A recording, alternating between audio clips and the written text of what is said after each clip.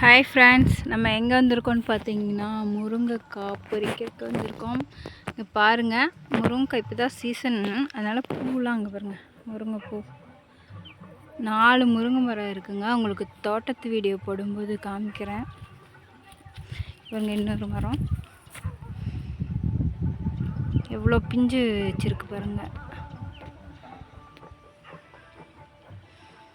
பூ இந்த மரத்துலேயும் பாருங்கள், பிஞ்சு நிறைய இருக்குது. முருங்கைப்பூ இது வந்து உடம்புக்கு ரொம்ப நல்லது. இப்போ நம்ம முருங்கைக்காய் பார்த்து பொறிக்கணும். எல்லாம் பிஞ்சாக தான் இருக்குங்க.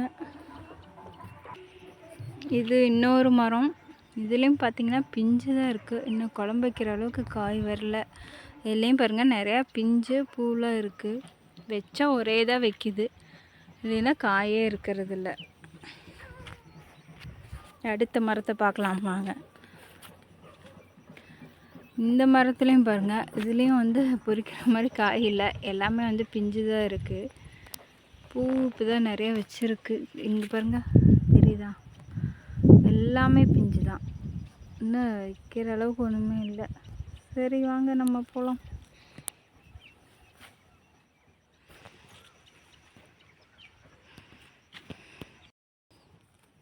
கடைசியில் ஒரே ஒரு முருங்கைக்காய் தாங்க இருந்தது. தேடி பிடிச்சி ஒரு முருங்கைக்காய் பறிச்சாச்சு. இதை வந்து நம்ம சாம்பார் வைக்க வேண்டியதுதான். சரி, அடுத்து நம்ம ரோஸ் செடியை போய் பார்க்கலாம் வாங்க.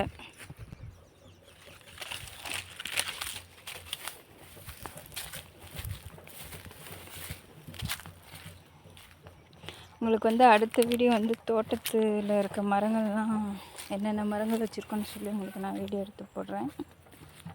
இப்போ நம்ம ரோஸ் செடி பார்க்கலாம் வாங்க.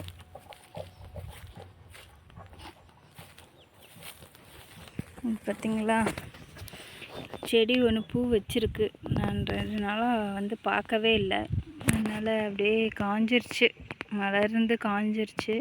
இதெல்லாம் இப்போ தாங்க புல்லு கொத்தி விட்டேன். 2-3 நாளைக்கு முன்னாடி புல்லு கொத்தணும். பாருங்கள், இதெல்லாம் இன்னும் கீழே இருக்குன்னு, இதெல்லாம் புல்லு கொத்தி விடணும். சரிங்க, நெக்ஸ்ட்டு வீடியோவில் பார்க்கலாம்.